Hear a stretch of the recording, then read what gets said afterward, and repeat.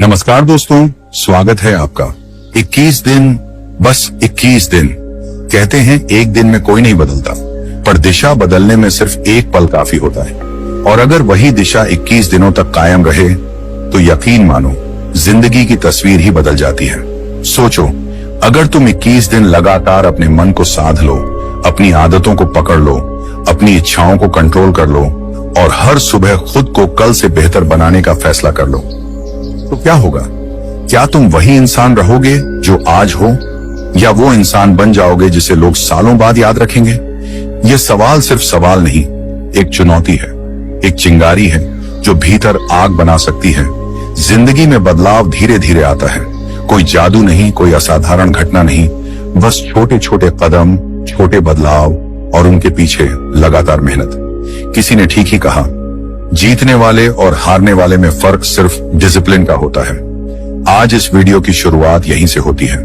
अभी तुम स्क्रीन के सामने बैठे हो, पर शायद आने वाले 21 दिनों बाद तुम उसी स्क्रीन के सामने एक नए इंसान बनकर बैठोगे। वही शरीर, वही चेहरा, वही दुनिया, पर सोच बदली हुई, मन प्रशिक्षित, लक्ष्य स्पष्ट और आत्मविश्वास तेज। और यही तो असली जीत है। अब सोचो, दुनिया में जितनी भी महान सफलताएं हैं, उनका जन्म एक ही स्थान से हुआ है, मन। मन जीता तो दुनिया जीती, मन हारा तो सब हार। गौतम बुद्ध ने कहा था, जिसने खुद को जीत लिया उसे जीतने के लिए पूरी दुनिया भी कम है। लेकिन खुद को जीतना इतना सरल नहीं। इंसान युद्ध तलवार से नहीं लड़ता, वह रोज खुद से लड़ता है, अपने डर से, असुरक्षाओं से, आलस से, टाल मटोल से, गुस्से से, इच्छाओं से। कभी मन कहता है उठो, आगे बढ़ो, और अगले ही पल मन कहता है छोड़ो, कल करेंगे। ये मन ही है जो एक सेकंड में तुम्हें महान बना सकता है और अगले सेकंड में गिरा सकता है। मन को साधना ही असली क्रांति है। मनोविज्ञान कहता है कि इंसान की हर आदत को बदलने में औसतन 21 दिन लगते हैं। हार्वर्ड यूनिवर्सिटी और MIT की कई रिसर्च ने साबित किया, ब्रेन न्यूरल पैथवेज यानी दिमाग के अंदर बने रास्ते जिनसे आदतें और व्यवहार चलते हैं, वो लगातार 21 दिन की प्रैक्टिस से कमजोर या मजबूत किए जा सकते हैं। मतलब, अगर तुम रोज 21 दिन किसी चीज को दोहराओ तो दिमाग उसे नेचुरल मानना शुरू कर देता है। ये विज्ञान का सिद्धांत है। न्यूरोप्लास्टिसिटी, ब्रूस लिप्टन, चार्ल्स डुहिग और जेम्स क्लियर जैसे बिहेवियरल साइंटिस्ट भी कहते हैं, इंसान अपनी आदतों से बनता है। आदतें बदली, जीवन बदला। और यही बात बुद्ध ने 2500 साल पहले कही थी, मन ही सबकी जड़ है, जैसा विचार वैसा जीवन। बुद्ध ने कभी आधुनिक विज्ञान नहीं पढ़ा था, पर सत्य वही था। उन्होंने मन को देखा, महसूस किया, समझा और जिया। इसलिए उनका ज्ञान समय से परे है, आज भी उतना ही प्रभावी जितना तब था। गौतम बुद्ध कहते हैं, दुख का कारण बाहरी दुनिया नहीं, हमारा मन है। गुस्सा कोई बाहरी चीज नहीं, हमारे भीतर उठी प्रतिक्रिया है। भटकाव बाहर नहीं, अंदर की कमजोरी है। तनाव दुनिया नहीं देती, हम अपने विचारों से पैदा करते हैं। एक कहानी याद आती है। एक व्यक्ति बुद्ध के पास आया और बोला, मैं परेशान हूं, दुखी हूं, मुझे शांति चाहिए। बुद्ध मुस्कुराए और बोले, मैं तुम्हें शांति दूंगा नहीं, मैं तुम्हें वह रास्ता दिखाऊंगा जहां तुम खुद शांति पा सको। वह व्यक्ति चौंका। बुद्ध ने उसे एक सरल अभ्यास दिया, 21 दिनों तक सिर्फ अपने विचारों को देखो, निर्णय मत दो, विरोध मत करो, बस ऑब्जर्व करो। पहले दिन वह बेचैन हुआ, दूसरे दिन झुंझलाया, तीसरे दिन भागने का मन हुआ। लेकिन जैसे जैसे उसने मन को देखना शुरू किया, उसे एहसास हुआ, दर्द बाहर नहीं, भीतर था। शांति कहीं और नहीं, अपने ही भीतर छुपी थी। 21 दिन बाद वह व्यक्ति बदला हुआ खड़ा था, वही इंसान, पर चेहरा शांत, मन स्थिर, आंखें गहरी। वह बोला, समस्या दुनिया नहीं थी, समस्या मैं था, और समाधान भी मैं ही हूं। यही है गौतम बुद्ध का ज्ञान। वे कहते हैं, मन को जितना तुम चलाओगे वह उतना उछलेगा, लेकिन जितना देखोगे, समझोगे, स्वीकारोगे, वह उतना शांत होगा। आज तुम भी वही सफर शुरू करने जा रहे हो। इस वीडियो की शुरुआत एक वादा है, खुद से वादा। तुम और मैं साथ रहेंगे इन 21 दिनों में। तुम हर दिन सीखोगे, हर दिन बदलोगे, हर दिन एक नया कदम आगे बढ़ाओगे। और अगर तुम टिका रहे तो कोई तुम्हें टाल नहीं पाएगा। तुम दौड़ में नहीं, खुद से आगे निकलोगे, और जो खुद से आगे निकल गया उसके आगे दुनिया स्वतः पीछे रह जाती है। सोचो कितने लोग महान बनने का सपना देखते हैं, पर बहुत कम लोग उस सपने के लिए सैक्रिफाइस करते हैं। सब कहते हैं मैं बदलना चाहता हूं, पर वही मोबाइल, वही आदतें, वही टाल मटोल। कोई भी बड़ी जीत आसानी से नहीं मिलती। विज्ञान कहता है डोपामाइन एडिक्शन लगातार दिमाग को कमजोर करती है। इंस्टाग्राम, रील्स, नोटिफिकेशंस, ये सब आपके रिवॉर्ड सिस्टम को इंस्टेंट प्लेजर देता है, जिसके कारण दिमाग हार्ड वर्क को पेनफुल मानने लगता है। फिर आलस बढ़ता है, फोकस घटता है, ड्रीम्स धुंधले हो जाते हैं। लेकिन अगर तुम 21 दिन मन को ट्रेन कर लो, रील्स की जगह बुक्स, गुस्से की जगह साइलेंस, स्ट्रेस की जगह अवेयरनेस, कंपैरिजन की जगह फोकस, तो सोचो तुम क्या बन जाओगे। तुम्हारा दिमाग तेज होगा, मन शांत, विचार स्पष्ट। यही बुद्ध का मार्ग है, माइंड ट्रेनिंग। वह कहते हैं बाहर की दुनिया जीतने की कोशिश मत करो, पहले भीतर की दुनिया जीतो। अब कल्पना करो तुम हर दिन सुबह उठते हो और 10 मिनट साइलेंस में बैठते हो। हर दिन खुद से पूछते हो मुझे क्या बनना है। हर दिन वही 21 दिन तक। धीरे धीरे मन तुम्हारा दास बन जाएगा। जहां पहले मन तुम्हें चलाता था, अब तुम मन को चलाओगे। यही है ट्रांसफॉर्मेशन, यही है शक्ति। किसी वैज्ञानिक ने कहा humans don't decide their future, they decide their habits and their habits decide their future. और बुद्ध कहते हैं तुम वही बनते हो जो तुम सोचते हो। दोनों बातें एक ही दिशा में इशारा करती हैं। मन बदलो, आदतें बदलेंगी, आदतें बदलेंगी, भविष्य बदलेगा। 21 दिन, बस 21 दिन खुद को दे दो। डिसिप्लिन को दर्द नहीं, अपने सपनों का रास्ता समझो। मोबाइल एडिक्शन की जगह सेल्फ कंट्रोल रखो, गुस्से की जगह अवेयरनेस, स्ट्रेस की जगह एक्सेप्टेंस, कंपैरिजन की जगह ग्रोथ माइंडसेट। धीरे धीरे तुम महसूस करोगे तुम्हें पहले जैसी बातें चोट नहीं पहुंचाती, पहले जैसा डर नहीं रोकता, पहले जैसी आलस नहीं घसीटती, पहले जैसे लोग मायने नहीं रखते। अब तुम बदल चुके हो, अब तुम दिशा पकड़ चुके हो। अब दुनिया तुम्हें रोक नहीं सकती। ये सफर कठिन होगा लेकिन असंभव नहीं।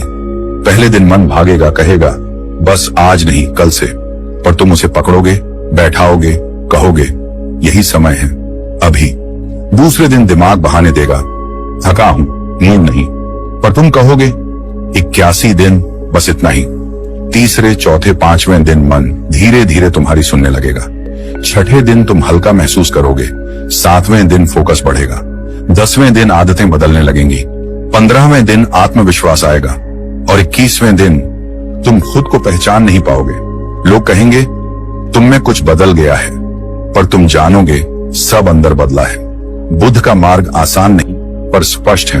वे समाधान नहीं देते, रास्ता देते हैं। वे कहते हैं ध्यान में बैठो, मन को देखो, विचारों को बहने दो, उन्हें पकड़ो मत। लाइफ इज सफरिंग, यह कहकर वे डराते नहीं, सिखाते हैं कि दुख बाहर से नहीं, हमारी प्रतिक्रिया से पैदा होता है। अगर हम 21 दिन अपनी प्रतिक्रिया बदल दें, सोच बदल दें, तो जीवन खुद बदल जाता है।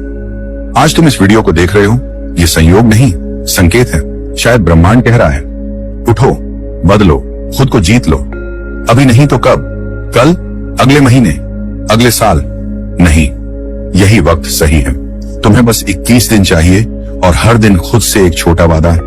मैं हारूंगा नहीं, मैं टालूंगा नहीं, मैं आज बेहतर बनूंगा और कल और बेहतर। धीरे धीरे दुनिया देखेगी कि तुम पीछे नहीं, आगे निकल रहे हो, शोर से दूर, भीड़ से अलग, अपनी मंजिल की ओर।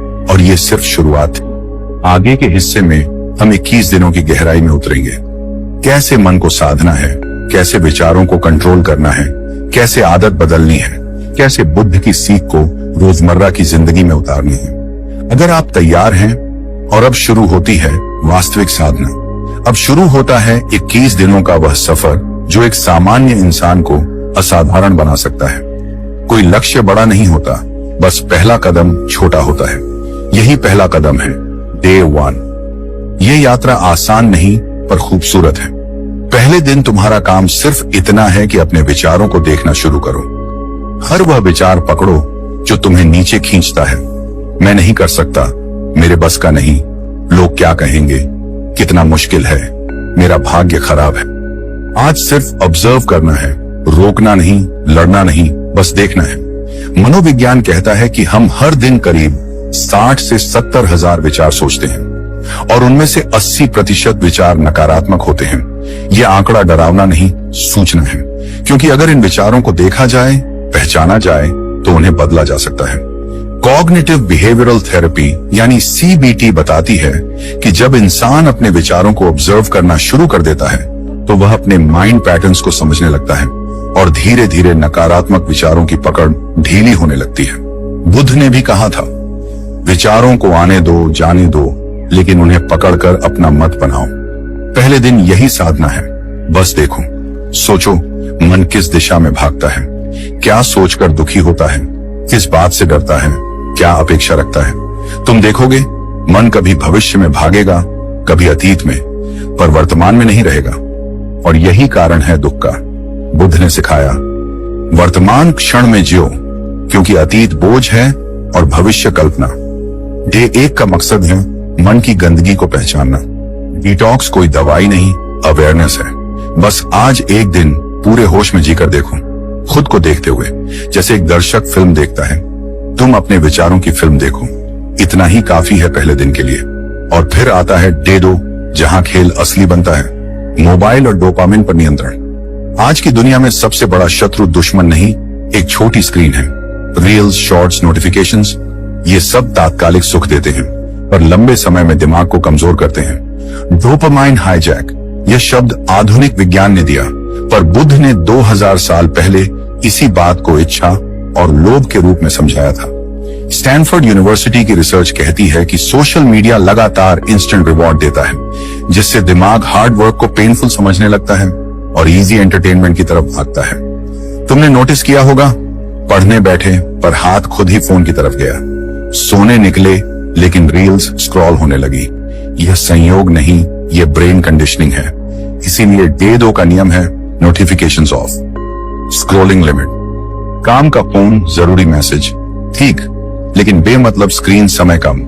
आज बस एक प्रयोग करो, फोन दूर रखकर 2 घंटे बैठो। बेचैनी होगी, मन कहेगा उठो, खोलो, देखो, पर यही लड़ाई जीतना है। जितना मन तुम्हें खींचे, उतना तुम उसे रोको। याद रखो, मन दास होना चाहिए, मालिक नहीं। बुद्ध ने कहा था, इच्छाएं आग हैं, जितना ईंधन दोगे उतना बढ़ेंगी। आज इच्छा नहीं, संयम चुनो, और जब तुम इस आग को रोकना सीखोगे, तब तुम अंदर की लौ देख पाओगे, जागरूकता की, नियंत्रण की, आत्मशक्ति की। दूसरे दिन का अंत तुम्हें हल्का महसूस कराएगा।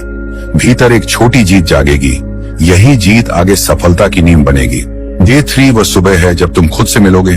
सुबह का समय किसी मंदिर से कम नहीं, यह आत्मा का दरवाजा है। 30 मिनट सेल्फ टाइम, ये मेडिटेशन नहीं केवल, ये आत्मसंगति है। सुबह जब दुनिया सो रही हो, तुम खामोश बैठो, एक हल्की वॉक करो, ताजी हवा लो, कुछ गहरी सांसें, बस अपने अस्तित्व को महसूस करो। साइकोलॉजी बताती है कि morning self connection mental clarity बढ़ाती है, कॉर्टिसोल लेवल घटाती है और प्रोडक्टिविटी कई गुना बढ़ जाती है।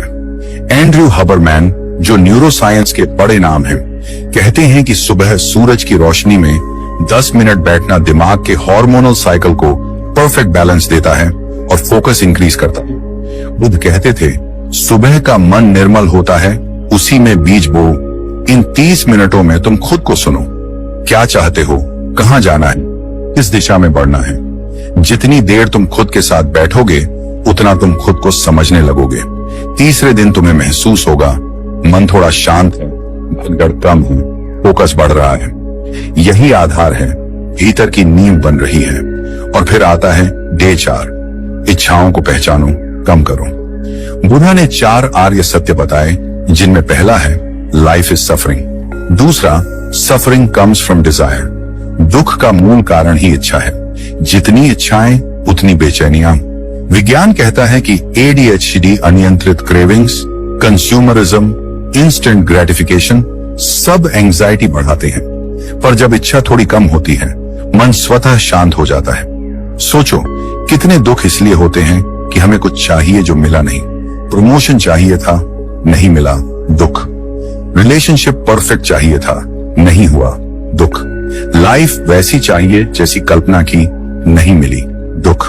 पर अगर थोड़ी इच्छा कम हो, एक्सेप्टेंस बढ़े, तो दुख भी कम। इच्छाएं छोड़ना त्याग नहीं, स्वतंत्रता है। बुद्ध कहते थे, जो कम में संतुष्ट है उसके पास दुनिया की सबसे बड़ी संपत्ति है संतोष। आज का अभ्यास छोटी चीजों से संतुष्टि ढूंढना। स्वादिष्ट भोजन नहीं मिला, ठीक। ट्रैफिक में फंस गए, ठीक। मौसम खराब है, ठीक। चाहत कम होगी तो मन सहज होगा। चौथे दिन तुम सीखोगे कि कम चाहने वाला कम दुखी होता है और कम दुखी इंसान ही अधिक शांत रहता है। और अब डे 5, अटैचमेंट कम, एक्सेप्टेंस ज्यादा। ये मन का सबसे बड़ा बोझ है। हम चीजों, लोगों, विचारों से चिपक जाते हैं। फोन खो जाए तो दुख, प्यार टूट जाए तो टूटन, योजना बदल जाए तो गुस्सा। क्यों? क्योंकि हमने उन्हें अपना माना। बुद्ध ने कहा, जो बीत जाए उसे पकड़ो मत, जो बदल जाए उसे रोको मत। अटैचमेंट कुछ नहीं, बस यह विश्वास की चीजें हमेशा हमारी तरह रहेंगी। पर जीवन परिवर्तन है, जो आज है कल नहीं। मनोविज्ञान कहता है कि इमोशनल पेन का सबसे बड़ा कारण रेजिस्टेंस है, एक्सेप्टेंस की कमी। Acceptance therapy. ACT के अनुसार जब इंसान चीजों को जैसा है वैसा स्वीकार लेता है तो दुख आधा कम हो जाता है। रिश्ते टिकते हैं तब जब अपेक्षा कम और समझ ज्यादा हो। जीवन सरल होता है तब जब नियंत्रण कम और स्वीकृति अधिक हो। आज का अभ्यास यही है, परिस्थितियों को जैसे हैं वैसे स्वीकार करना। लोग नहीं बदले, फिर भी मुस्कुराओ। हालात कठिन हैं, फिर भी आगे बढ़ो। जो गया उसे जाने दो, जो है उसे गले लगाओ। याद रखना, जो चीज जितनी कसकर पकड़ोगे उतनी ही फिसलेगी, पर जब तुम खुली हथेली से पकड़ोगे, प्रेम, रिश्ते, सपने, तब वे स्वाभाविक रूप से बने रहते हैं। बुद्ध ने कहा था, त्याग का मतलब छोड़ना नहीं, पकड़ को ढीला करना है। इन 5 दिनों में तुम बदलना शुरू करोगे। पहले दिन विचार साफ होने लगे, दूसरे दिन ध्यान भटकाना कम हुआ, तीसरे दिन आत्मसंगति स्थापित हुई, चौथे दिन इच्छाएं शांत होने लगी और 5वें दिन हृदय हल्का होने लगेगा। ये वह जगह है जहां मन धीरे धीरे तुम्हारी सुन रहा है और तुम खुद को जीतने के करीब हो। और फिर यात्रा का छठा दिन आता है। ये दिन बाहरी नहीं, पूरी तरह भीतर की आवाज को सुनने का है। स्पीच डिसिप्लिन, कम बोलना, अधिक सुनना। यही एक साधना है जो हर महान व्यक्ति में गोंगपोंग मिलती है। दुनिया में अधिकांश लोग बोलते समय सिर्फ जवाब देने के लिए सुनते हैं, समझने के लिए नहीं। लेकिन बुद्ध ने कहा था, जब तुम बोलते हो तो तुम सिर्फ वही दोहराते हो जो जानते हो। जब तुम सुनते हो तब तुम कुछ नया सीखते हो। शब्द शक्तिशाली है, पर मौन उससे कई गुना शक्तिशाली। मनोविज्ञान की एक प्रसिद्ध थ्योरी, सोशल रिस्पॉन्स थ्योरी, बताती है कि अधिक बोलना अक्सर ईगो ड्रिवन होता है और कम बोलना ऑब्जर्वेशन ड्रिवन। कम बोला गया शब्द मन में उतरते हैं और सही जगह पर बोले गए शब्द जीवन बदल देते हैं। छठे दिन तुम बोलने को नहीं, सुनने को चुनोगे।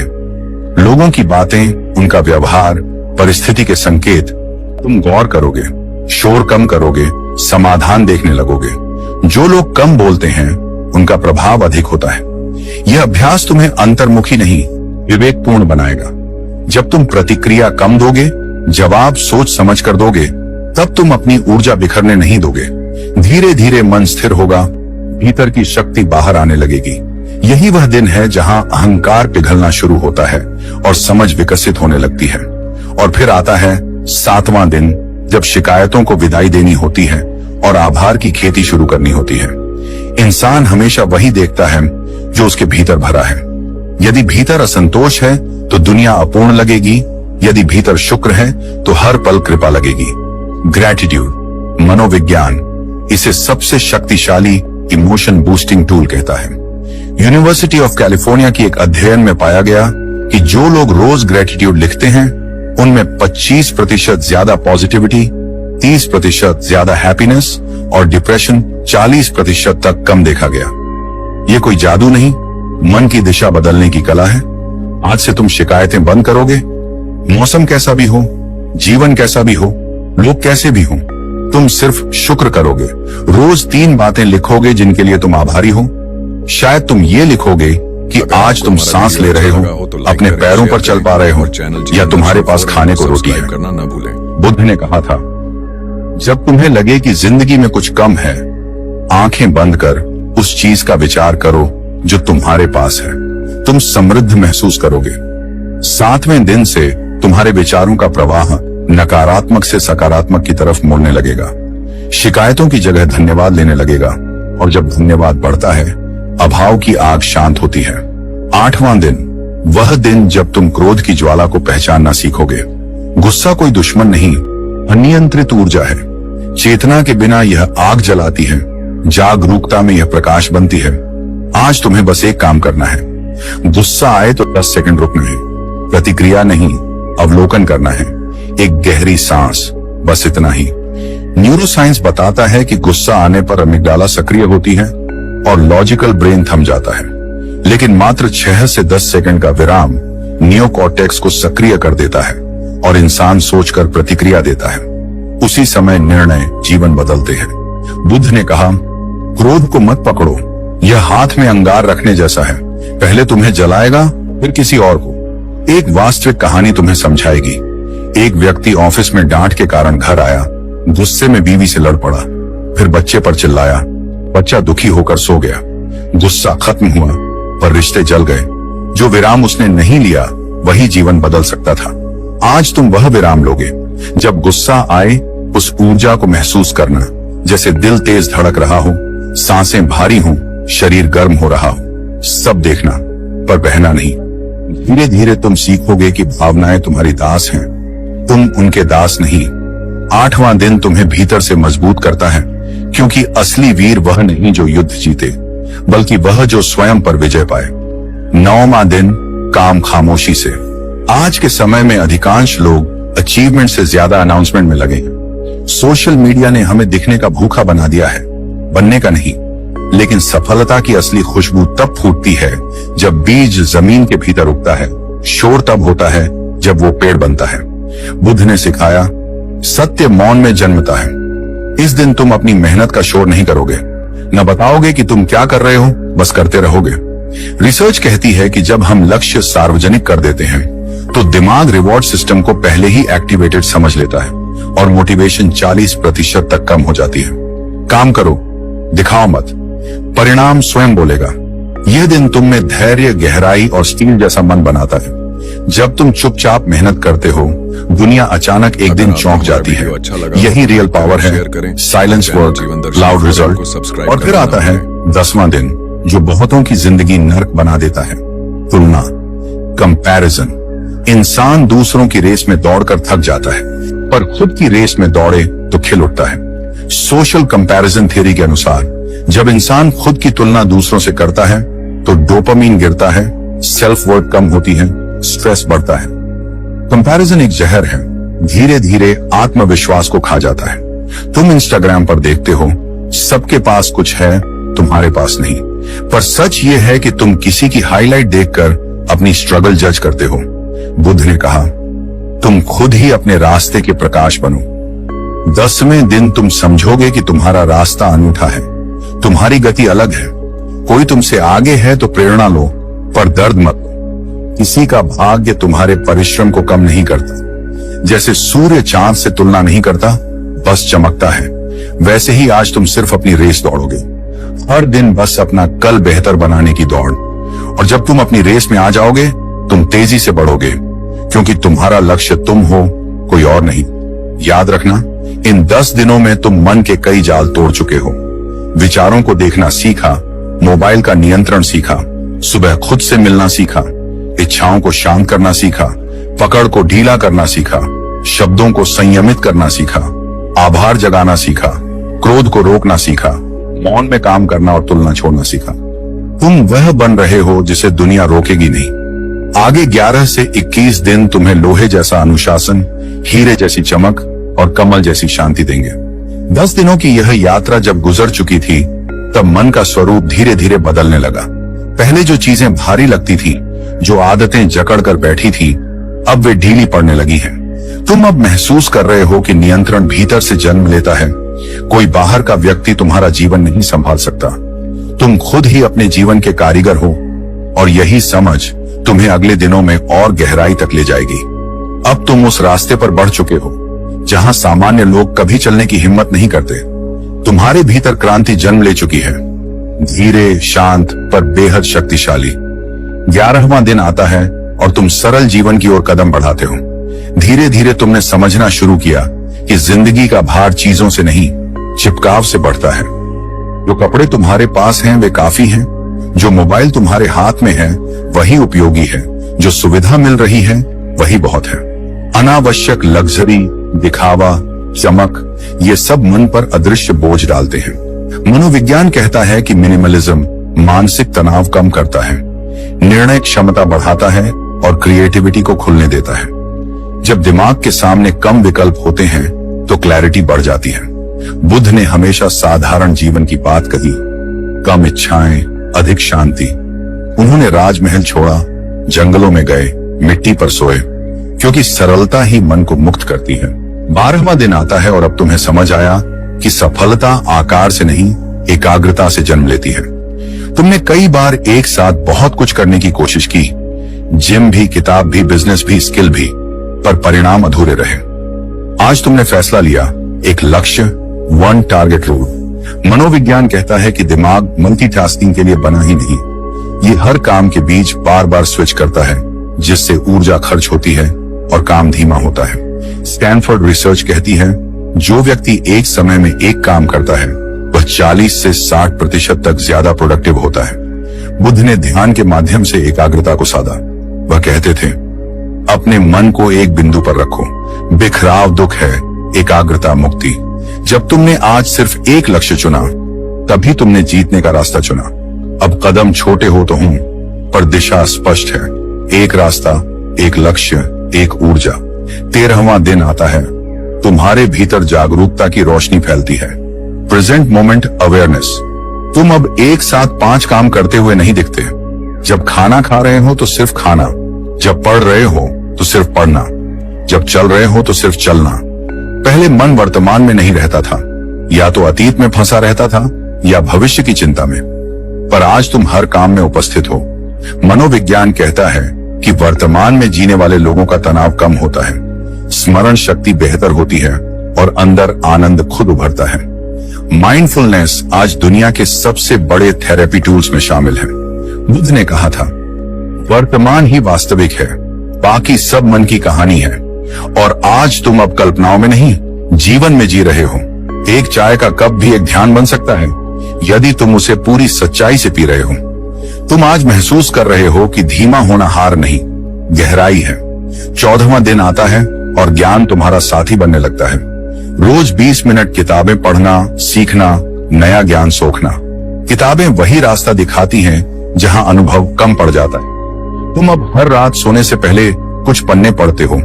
जीवन, मन, सफलता, शांति, कालजयी विद्वानों के अनुभव। तुम्हारा मन अब तेज हो रहा है। किताबें दिमाग की एक्सरसाइज है। मनोविज्ञान कहता है कि पढ़ना न्यूरल नेटवर्क मजबूत करता है, वोकैबुलरी और कम्युनिकेशन स्किल्स बढ़ाता है और तनाव 68% तक घटा सकता है। बुद्ध सीख पर नहीं, अनुभव पर जोर देते थे, पर सीख ही अनुभव की नींव बनती है। वह कहते थे, ज्ञान दीप है, अज्ञान अंधकार, और आज वह दीपक तुम्हारे भीतर जल गया है। जब तुम किताब बंद करते हो, दिमाग में नए विचार घूमते हैं, तुम्हारी सोच विस्तृत होने लगती है। तुम समझते हो कि जितना सीखोगे उतना विनम्र बनोगे, और यही विनम्रता तुम्हें महान बनाती है। 15वां दिन आता है, शरीर पर ध्यान, फूड डिसिप्लिन। तुमने सीखा कि मन और शरीर अलग नहीं, एक ही ऊर्जा के 2 पहलू हैं। जब भोजन भारी हो, मन सुस्त हो जाता है। जब खाना हल्का, स्वस्थ और संतुलित हो, ऊर्जा साफ बहती है। आज तुमने खाना सिर्फ पेट भरने के लिए नहीं, जीवन देने के लिए खाया। बुद्ध हल्का भोजन लेते थे ताकि शरीर ध्यान का सहारा बन सके, बोझ नहीं। आधुनिक विज्ञान कहता है कि हेवी फूड डाइजेशन में ऊर्जा खींच लेता है, जिससे दिमाग स्लगिश हो जाता है। हल्का भोजन क्लैरिटी देता है, ध्यान को गहरा करता है।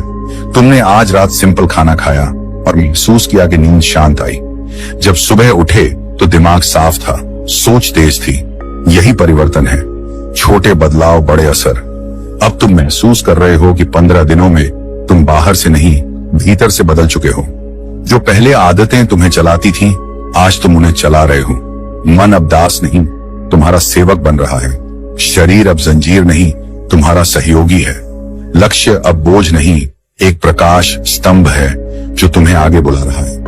अवेयरनेस अब कोई कॉन्सेप्ट नहीं, तुम्हारा अनुभव है। जब तुम सुबह उठते हो तो भीतर से शांति और उद्देश्य उठता है। जैसे हवा कह रही हो, चलो आज भी आगे बढ़ते हैं। तुम अब दौड़ नहीं रहे, तुम बढ़ रहे हो, धीरे पर मजबूती से। यही यात्रा का सौंदर्य है। तुम बदलते नहीं दिख रहे, पर गहरे स्तर पर नया मन जन्म ले रहा है। तुम अब वही इंसान नहीं जो शुरू में था। अब तुम्हारी आंखों में चमक है, चेहरे पर नरमी है और भीतर एक आग, शांत आग। जैसे बुद्ध शांत थे पर पर्वतों से भी भारी, वैसे ही तुम भी शांत होकर शक्तिशाली हो रहे हो। विज्ञान, मनोविज्ञान, बुद्ध का ज्ञान, सब मिलकर तुम्हें एक नई दिशा दिखा रहे हैं। 15 दिनों के बाद तुम अब एक नए स्तर पर पहुंच चुके हो। तुम्हारी सोच हल्की हो रही है, मन साफ महसूस होता है। तुम्हारा चेहरा अब तनाव से कठोर नहीं बल्कि शांत चमक से भरा है। लेकिन असली परिवर्तन अभी बाकी है। असली परीक्षा अब शुरू होती है। मन की गहराई यहीं खुलती है। 16वां दिन आता है, अहंकार का सामना। ईगो, ये सबसे सूक्ष्म पर सबसे भारी जाल। अहंकार वही है जो कहता है, मुझसे बेहतर कोई नहीं, मैं सही हूं, मेरी ही जीत जरूरी है। बुद्ध ने कहा था, अहंकार बुद्धि का सबसे बड़ा शत्रु है। तुम देखते हो कि जब भी तुम जीतते हो, अंदर एक आवाज कहती है, देखा, मैं महान हूं। जब कोई तुम्हारी आलोचना करता है तो तुरंत मन जलता है। आज तुमने फैसला लिया, विनम्रता की राह चुननी है। विज्ञान कहता है कि हम्बल लोग बेहतर संबंध बनाते हैं, तनाव कम रखते हैं, गलतियों से सीखते हैं और अधिक सफल होते हैं, क्योंकि ईगो उनकी ग्रोथ को रोकता नहीं। विनम्रता कमजोरी नहीं, असली शक्ति है। विनम्र व्यक्ति पर्वत जैसा होता है, जितना बड़ा उतना झुका हुआ। तुमने आज बोलने की बजाय सुनना चुना, अपनी उपलब्धि का ढोल पीटने की बजाय मुस्कुराकर आगे बढ़े। एक दिन में ईगो नहीं टूटता, पर आज उसमें दरार जरूर पड़ी। तुम अब समझते हो कि जीत उसकी नहीं जो दूसरों को हराए, जीत उसकी है जो अपने भीतर के मैं को हराए। 17वें दिन सुबह तुमने महसूस किया कि दिल में कुछ पुरानी चोटें अब भी धड़क रही हैं। शायद किसी ने धोखा दिया था, किसी की बात चुभी थी, कोई सपना टूट गया था। फॉरगिवनेस, क्षमा, यह शब्द छोटा है लेकिन इसका अर्थ पहाड़ जैसा गहरा। मनोविज्ञान कहता है कि फॉरगिवनेस मानसिक भार हल्का करता है, कॉर्टिसोल घटाता है, एंजाइटी कम करता है और दिमाग को हीलिंग मोड में लाता है। गुस्सा और बदला मन में जहर की तरह रहते हैं, जिसे हम दूसरों को नहीं खुद को पीते हैं। बुद्ध ने कहा था, क्रोध पकड़कर रखना ऐसा है जैसे किसी को मारने के लिए अंगारा उठाना, जलते हम ही हैं। आज तुमने धीरे धीरे उन लोगों को मन में माफ किया जिन्होंने दर्द दिया। यह आसान नहीं था पर जरूरी था। तुमने किसी को कॉल नहीं किया, कोई बड़ा भाषण नहीं दिया, बस दिल से कहा, मैं छोड़ता हूं। उसी क्षण जैसे सीने से भारी पत्थर हट गया। तुमने महसूस किया कि माफ करना दूसरों के लिए नहीं, स्वयं की आजादी के लिए है। तुम हल्का हो गए उड़ते हुए से। 18वां दिन आता है और यह दिन पूरी यात्रा का टर्निंग पॉइंट जैसा है। Self control test day. अब तुम्हें खुद को साबित करना है। आज तुम उस आदत को चुनौती दोगे जो तुम्हें सबसे ज्यादा खींचती है। मोबाइल, मीठा, गुस्सा, आलस, देर तक सोना, कुछ भी। तुमने खुद को कहा, आज मैं अपने मन का आदेश नहीं, अपनी चेतना का पालन करूंगा। विज्ञान बताता है कि सेल्फ कंट्रोल मसल की तरह है, जितना उपयोग करोगे उतना मजबूत होगा। इस दिन तुम अपने टेम्पटेशन से भिड़े। मोबाइल उठाया तो मन ने कहा, बस 5 मिनट, पर तुमने धीरे से रखा। सामने मनपसंद भोजन था पर तुमने हल्का खाया। कोई नाराज हुआ तो तुमने प्रतिक्रिया नहीं दी। और रात जब सोने गए तुमने महसूस किया, मैं हार नहीं, जीत कर सो रहा हूं। तुमने अपने मन को मालिक नहीं, सेवक बनने पर मजबूर कर दिया। यह दिन ट्रांसफॉर्मेशन का प्रमाण है। तुम टूटे नहीं, तुम बने। 19वां दिन आता है और अब तुम दूसरों के लिए रोशनी बनने की ओर बढ़ते हो। Kindness act daily. रोज किसी की मदद करना, चाहे मुस्कान दे देना, रास्ता बताना, किसी गरीब को पानी देना या बस किसी दुखी को सुन लेना। मनोविज्ञान कहता है कि दया डोपामिन, ऑक्सीटोसिन और सेरोटोनिन बढ़ाती है, जिससे मूड बेहतर होता है और लाइफ सेटिस्फैक्शन बढ़ती है। जब तुम किसी की मदद करते हो बिना स्वार्थ, दुनिया बदलती है थोड़ा थोड़ा। बुद्ध ने करुणा को जीवन की ऊंचाई कहा। दया आत्मा की भाषा है। तुमने आज देखा कि सड़क किनारे एक बूढ़ा धीमे धीमे चल रहा था। तुमने उसे सहारा दिया। वह कुछ नहीं बोला, पर उसकी आंखें बोल गईं, आशीर्वाद की भाषा में। तुम घर लौटे तो दिल भरा हुआ था, जैसे ब्रह्मांड ने तुम्हारे भीतर फूल खिला दिए हों। तुमने आज समझा, जो देता है वही असली धनी है। 20वां दिन आता है और अब यात्रा मौन की मांग करती है। Silence hour. दिन में 30 से 60 मिनट बिना बोलना, बिना मोबाइल, बिना संगीत, सिर्फ तुम और तुम्हारा मन। पहले यह अजीब लगा, जैसे मन भाग रहा हो, कहीं फोन उठाने को, कहीं सोचों के शोर में।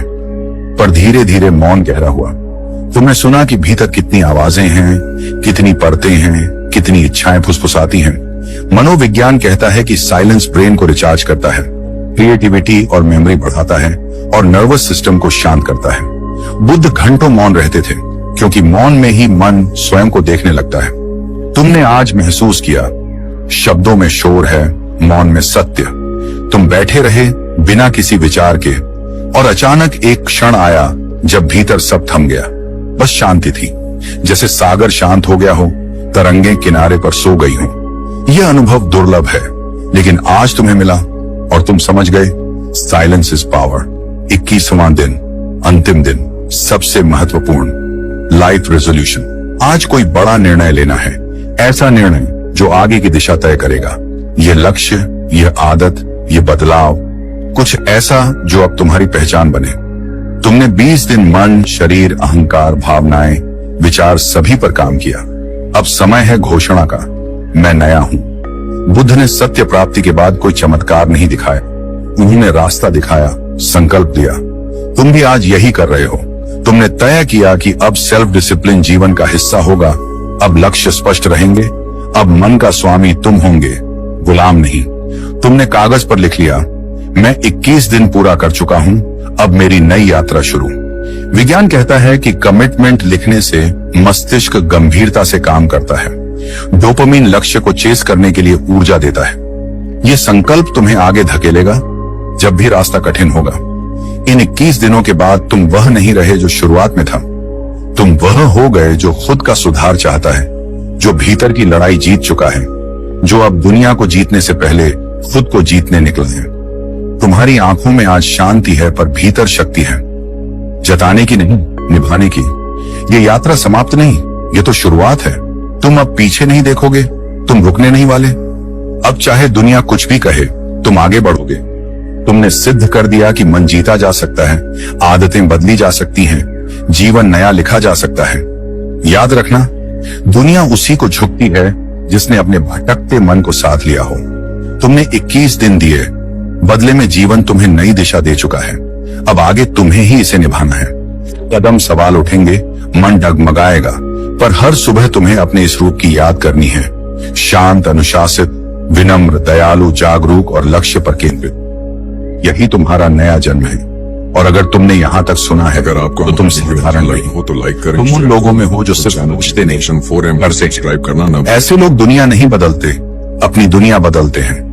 और जब अपनी दुनिया बदलती है, पूरी दुनिया बदलती हुई महसूस होती है। और फिर जब मन ने 30 दिनों की इस तपस्या का स्वाद चखना शुरू किया, तब व्यक्ति कुछ ऐसा महसूस करने लगता है जिसकी तलाश में वह सालों तक भटकता रहा था। शांति, फोकस और भीतर की रोशनी। अब हम आगे बढ़ते हैं उस अवस्था की ओर जहां इंसान सिर्फ लक्ष्य नहीं पाता, बल्कि खुद को पा लेता है। डे 16 आता है, जहां अहंकार की चुप लड़ाई शुरू होती है। ईगो, जिसे हम अक्सर अपनी ताकत समझ बैठते हैं, जबकि मनोविज्ञान कहता है कि अहंकार इंसान की सबसे बड़ी कैद है। कार्ल जंग कहते थे, जो व्यक्ति अपने भीतर के ईगो को पहचान लेता है, वही सच्चे अर्थों में स्वतंत्र होता है। इंसान का असली बड़प्पन विनम्रता में होता है। गौतम बुद्ध का वचन है, विनम्रता उस वृक्ष की तरह है जो फल लगने पर झुकता है। जब तुम अहंकार को छोड़कर विनम्र बनते हो, तभी तुम्हारा ज्ञान गहरा होता है। ईगो हमेशा बोलता है, मैं सही। बुद्ध कहता है, समझो, देखो, महसूस करो, फिर निर्णय लो। ये 16वां दिन तुम्हें अपने भीतर की कठोरता को पिघलाते हुए दयालु बनना सिखाता है। और फिर 17वां दिन आता है, क्षमा का। फॉरगिवनेस वो दवा है जो पहले देने वाले को ठीक करती है। वैज्ञानिकों ने पाया कि माफ करने वाले लोगों में तनाव स्तर 27% तक कम होता है, नींद बेहतर होती है और प्रोडक्टिविटी बढ़ती है। मन हल्का होता है तो विचार तेज हो जाते हैं। गौतम बुद्ध ने कहा है, क्रोध को पकड़े रखना ऐसा है जैसे किसी और पर फेंकने के लिए अंगारे को हाथ में पकड़े रहना। जलेगा तुम ही। जब तुम लोगों को, हालातों को खुद को माफ कर दोगे, तब देखोगे अंदर कितनी जगह खाली हो गई है, नए विचारों के लिए, नई ऊर्जा के लिए, नई शुरुआत के लिए। फिर आता है 18वां दिन, टेम्पटेशन का टेस्ट। आज तुम चॉकलेट, मोबाइल, गुस्सा या किसी भी लालच से खुद को रोक कर देखो। मनोवैज्ञानिक रिसर्च कहती है, जो लोग डिलेड ग्रेटिफिकेशन सीख लेते हैं, उनकी सफलता की संभावना 40% तक बढ़ जाती है। ये वही विल पावर है जो महान लोगों को भीड़ से अलग करती है। आज एक छोटा टेस्ट, अपने मन के आदेश पर नहीं। 19वां दिन आता है, दयालुता। छोटी सी काइंडनेस एक्ट रोज, किसी की मदद, एक मुस्कान, एक अच्छा शब्द। मनोविज्ञान कहता है, जब मानव किसी की सहायता करता है तो दिमाग में ऑक्सीटोसिन बढ़ता है, जिससे खुशी, अपनापन और मानसिक स्वास्थ्य मजबूत होता है। बुद्ध कहते हैं, खुशी बांटने से बढ़ती है। आज तुम किसी एक इंसान के लिए कुछ ऐसा कर देना जो उसका दिन रोशन कर दे। देखना, जग तुम्हें वही लौटाएगा, बड़ा रूप लेकर। डे 20, मौन का दिन। 30 से 60 मिनट चुप, साइलेंस मन की जिम है। अध्ययनों में पाया गया कि नियमित मौन का अभ्यास करने वालों का ब्रेन ग्रे मैटर बढ़ता है, क्रिएटिविटी और फोकस तेज होता है। बुद्ध ने अपने शिष्यों को सिखाया, मौन मन को घिसता नहीं, निखारता है। आज कुछ देर सिर्फ तुम्हारी सांस और तुम्हारा अस्तित्व। कोई मोबाइल नहीं, कोई बात नहीं, सिर्फ तुम्हारा अंदर से मिलने का समय। इसी मौन में तुम अपनी असली आवाज सुन पाओगे। और फिर आता है डे 21, वो दिन जहां तुम जीवन का एक बड़ा फैसला करते हो। कोई रेजोल्यूशन, नया लक्ष्य, नया निर्णय, नई दिशा। 21 दिन तक जो तपस्या की है, अब उसका फल लेने का समय। मनोविज्ञान कहता है, 21 दिन हैबिट डेवलपमेंट के लिए पर्याप्त होते हैं, 90 दिन आइडेंटिटी बदलने के लिए। तो आज तुम बस ये घोषणा करो, मैं बदल चुका हूं, मेरी रफ्तार अब किसी से नहीं रुक सकती। गौतम बुद्ध ने कहा, हर सुबह हम दोबारा जन्म लेते हैं। आज जो करते हैं वही सबसे अधिक मायने रखता है। आज तुम उठो, खड़े हो जाओ, खुद से एक बड़ा वादा कर लो, चाहे वह करियर हो, आत्म अनुशासन, नई स्किल, बिजनेस, फिटनेस या कुछ छोड़ना, लेकिन एक फैसला ऐसा जो भविष्य बदल दे। और अब सवाल, इन 21 दिनों के बाद क्या बदलेगा? तुम महसूस करोगे कि मन शांत हो गया है। जो पहले भारी लगता था अब हल्का महसूस होगा। फोकस तेज तलवार जैसा होगा और विचार पहले से ज्यादा साफ, दृढ़ और पॉजिटिव। प्रोडक्टिविटी में उछाल आएगा, पर्सनैलिटी मजबूत हो जाएगी। लोग नोटिस करेंगे कि तुम्हारे अंदर कुछ बदल चुका है। इनमें चमक, अनुशासन और एक अजीब सा आत्मविश्वास दिखेगा। ये 21 दिन सिर्फ टेस्ट नहीं थे, तुम्हारी नई पहचान का जन्म थे। और अंत में इस वीडियो का मजबूत, अंदर तक छू जाने वाला निष्कर्ष, कोई नहीं रोक सकता उस इंसान को जिसने खुद को जीत लिया।